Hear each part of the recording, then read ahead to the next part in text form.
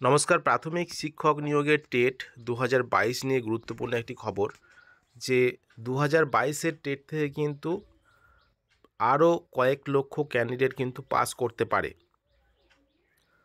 কোর্টের যদি রায় হয়। তো কি দেখতে পাচ্ছেন যে টেটের প্রশ্ন ভুল নিয়ে মামলা দায়ের হয়েছে।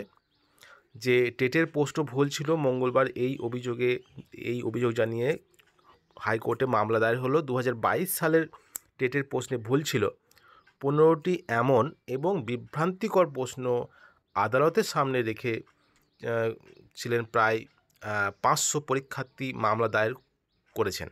এই প্রশ্ন ভুল মামলা 2022 সালে টেটে প্রায় 500 পরীক্ষার্থী কিন্তু মামলা দায়ের করেছেন। এদিন বিচারপতি রাজশেখর মান্থা নির্দেশ দিয়েছেন প্রাথমিক শিক্ষা পর্ষদকে এ ব্যাপারে আদালতে রিপোর্ট জমা দিতে হবে।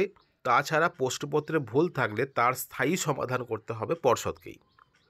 পর্ষদ কী ব্যবস্থা গ্রহণ করলো তা 20 মার্চ আদালতে জানাতে হবে। আবেদনকারীরা অভিযোগ করেছেন 2022 সালের টেট প্রশ্নপত্রে এমন 15টি প্রশ্ন রয়েছে তার উত্তর দিতে গিয়ে বহু পরীক্ষার্থী অসুবিধায় পড়েছেন। পরে জানা গিয়েছে ওই প্রশ্নগুলি ভুল ছিল।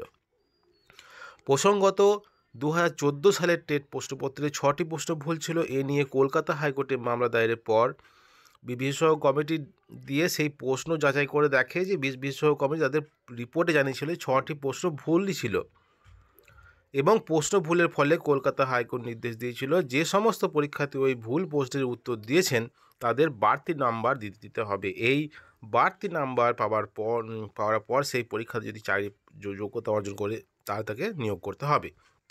কলকাতা হাইকোর্টের সিঙ্গেল বেঞ্চে এই নির্দেশ দেওয়ার পরই পর্ষদের পক্ষ থেকে ডিভিশন বেঞ্চে মামলা দায়ের করা হয়েছিল। ডিভিশন বেঞ্চ এই নির্দেশ বহাল রেখেছিল, তবে এই বাড়তি নাম্বার দেওয়ার ব্যাপারে পর্ষদের ঢিলেমি নিয়ে মামলা হয়েছে।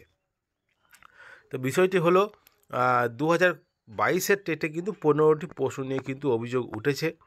এবার 15টি প্রশ্নর মধ্যে কটি প্রশ্নের ভুল আছে কি নেই সেটা কিন্তু পর্ষদ জানাবে এবং সেক্ষেত্রে যদি 15টি প্রশ্ন ভুল হয় সেক্ষেত্রে কিন্তু প্রায় কয়েক লক্ষ ক্যান্ডিডেট কিন্তু 2022 সালের টেট থেকে আবার পাস করতে পারে। বিষয়টা হলো এমনই, যদিও এটা মামলা চলছে, পর্ষদ কি বলে সে তার ওপরে অনেক কিছু ডিপেন্ড করছে। এবার সেটা যদি আরও এক্সপার্ট কমিটি বসায় তাহলে কিন্তু সেই 15টি প্রশ্ন নিয়ে কিন্তু আরও যাচাইয়ের পর্ব কিন্তু চলতে পারে।